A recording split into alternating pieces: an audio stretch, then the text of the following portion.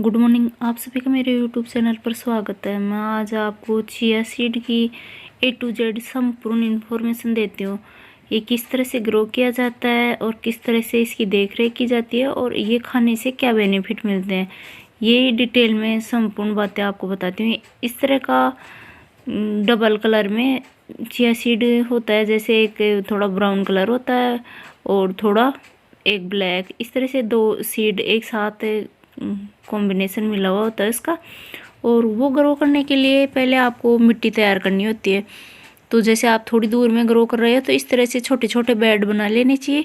फिर उसके अंदर आपके पास वर्मी कंपोस्ट है तो वो डाल देनी चाहिए, या फिर जो गोबर की गली हुई खाद होती है 6 मंथ से पुरानी, वो बेड बनाने के बाद उसके ऊपर इस तरह से डाल देनी चाहिए। और फिर थोड़ी थोड़ी मिट्टी है इनके ऊपर और डाल देनी चाहिए। ये पूरा डालने के बाद जिससे ये खाद है इस बेड के अंदर ही रहे, साइड में बिखरेगा नहीं।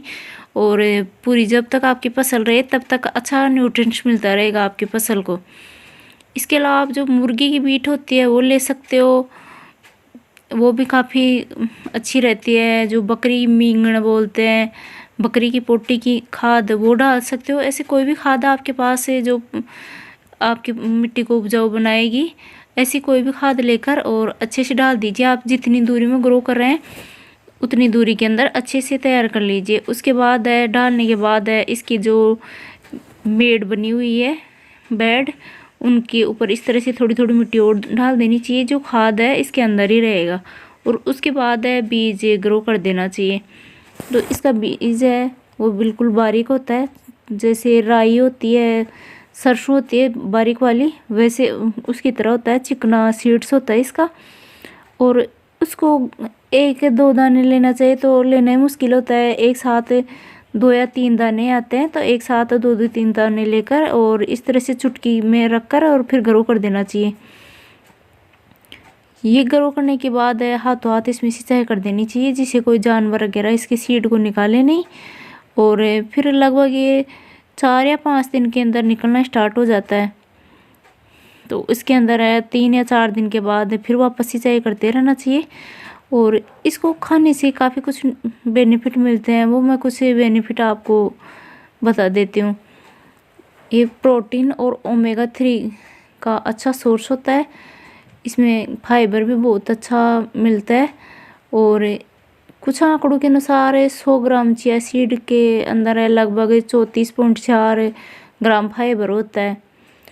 फाइबर है जो खराब कोलेस्ट्रॉल होता है उसको साफ करने का काम करता है। इसके अलावा इसके अंदर और भी कुछ बहुत सारे बेनिफिट हैं इसको खाने से। ये खाने से है वज़न कम होता है, पाचन तंत्र इससे मजबूत बनता है, जिससे जो कुछ भी खाते हैं वो जल्दी डाइजेस्ट हो जाता है और फिर मोटापा नहीं बढ़ता है। ये चिया सीड है, इसकी जैसे 1 चम्मच जो टीस्पून होती है वो लेकर और शाम को पानी में भिगो देना चाहिए।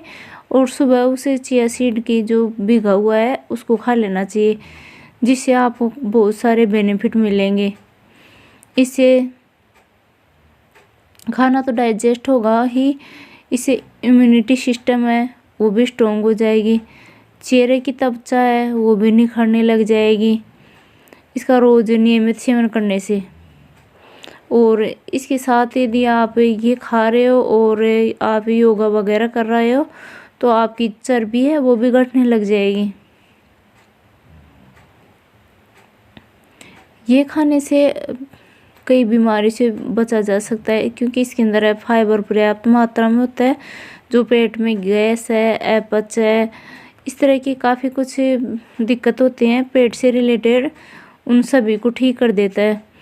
ये दिमाग को तेज करता है, स्किन को ग्लोइंग बनाता है, बालों की जड़ों मजबूत करता है और जल्दी सफ़ेद होने लग जाते हैं, पकना स्टार्ट हो जाते हैं बाल, उनके लिए भी अच्छा रहता है, जिससे जल्दी पकते नहीं है बाल। इसके अंदर है विटामिन, प्रोटीन, मिनरल, इन सभी से भरपूर होता है। इसे रात को भिगोकर सुबह इसको खाते हैं तो इससे वज़न कम हो जाता है। ये जिसके अंदर है omega 3, calcium, fibre, protein, antioxidant, पाया जाता है, जिससे इम्यून सिस्टम है वो स्ट्रोंग होता है, इससे हड्डियाँ मजबूत बनती हैं, पाचन क्रिया है जो तंदुरुस्त हो जाती है और बहुत सारे इसके फायदे होते हैं। ये चिया सीड के जैसे आप भिगो कर नहीं खाना चाहो, अब आजकल सर्दियाँ चल रही हैं तो इनके लड्डू बनाकर खा सकते हो। इनके लड्डू बनाकर खाने से आपकी जॉइंट पेन होता है तो वो ठीक हो जाएगा। और जैसे आप अकेले के चिया सीड के लड्डू बनाकर नहीं खा सकते हो तो आप जैसे और कोई किसी चीज़ के लड्डू बना रहे हो, जैसे गोंद है, मेथी है या सहजन है, अन्य कोई भी कैसा भी गंवार पाठा है, इस तरह के लड्डू बनाए जाते हैं। तो ऐसे लड्डू बना रहे हो उनके अंदर आपको चिया सीड को ड्राई फ्रूट के रूप में यूज कर लेना चाहिए, तो भी आपको काफ़ी कुछ बेनिफिट मिलेगा, जिससे आपकी हड्डियाँ स्ट्रोंग होंगी और जो ग्रीस कम हो जाती है घुटनों की है, अन्य कोई जॉइंट हैं उनकी, तो वो ग्रीस से वापस से आती है और जो दर्द है वो कम हो जाता है। तो सर्दियों के अंदर इसका सेवन कर लेना चाहिए लड्डुओं के रूप में। और वैसे आप इसको भिगोकर किसी भी सीज़न में खा सकते हो, लेकिन भिगोकर खाना आपको पसंद नहीं है तो आप लड्डू बनाकर खा लीजिए, क्योंकि लड्डू बनाकर खाना भी आपकी सेहत के लिए काफ़ी अच्छा रहेगा। और एक सर्दियाँ ऐसा सीज़न होता है जिसके अंदर आप जितने भी दवाई वगैरह के जो आयुर्वेद की दवाइयाँ हैं, लड्डू वगैरह बनाकर खाए जाते हैं, गोंद वगैरह, तो वो खाए जाते हैं। तो वैसे ही इसको भी खा लीजिए, जो आपकी पूरी साल भर की एनर्जी स्टोर करके रखती हैं। सर्दियाँ ऐसी होती हैं वो आप जो भी कुछ खाओगे वो साल भर आपकी बॉडी को स्ट्रोंग रखेगा, साल भर के लिए आपकी बॉडी को बहुत कुछ न्यूट्रिएंट्स देगा।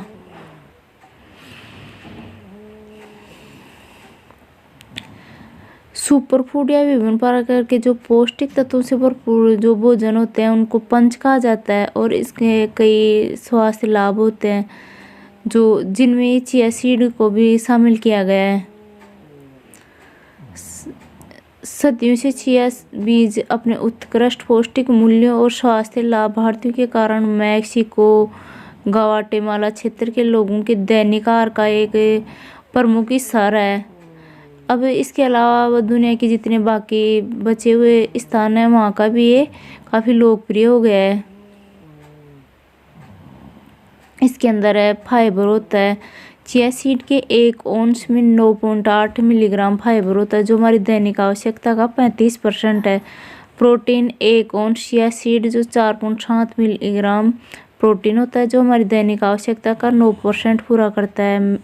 इसमें मैग्नीशियम होता है 95 मिलीग्राम, फास्फोरस होता है 244 मिलीग्राम, कैल्शियम होता है 179 मिलीग्राम, जिंक होता है 1.1 मिलीग्राम, आयरन होता है इसमें 12%, विटामिन B1, B2, B3, इस तरह से इसके अंदर जितने भी न्यूट्रिएंट्स चाहिए, पौष्टिक तत्व चाहिए अपनी बॉडी को, सभी होते हैं। तो इसका यूज है सभी को करना चाहिए। आपके पास नहीं है तो आप मार्केट से इसको ख़रीद कर लिए और अपने जो भी बालकनी वगैरह में जगह है या खेत है तो वहाँ इसको ग्रो कर लीजिए, क्योंकि ये काफ़ी आपके स्वास्थ्य के लिए अच्छा रहेगा। और 1 मंथ बाद है ग्रो करने के बाद इस तरह का हो गया। मैंने पीछे दिखा दिया आपको, ये 15 दिन के बाद किस तरह से छोटे प्लांट रेडी हुए थे और 1 मंथ बाद इस तरह से हमारी फसल रेडी हो गई है।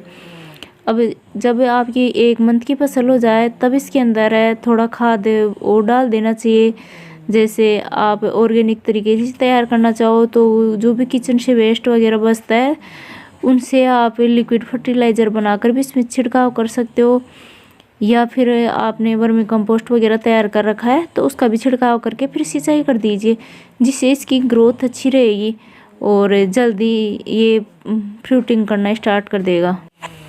और इनमें सिंचाई टाइम पर करते रहोगे और अच्छी से खाद वगैरह का छिड़काव करते रहोगे तो ये जो पाला गिरेगा सर्दी के अंदर है तुषार, तो उससे भी बच जाएगी फसल और आपको अच्छा यील्ड देगी, अच्छा बेनिफिट मिलेगा इससे।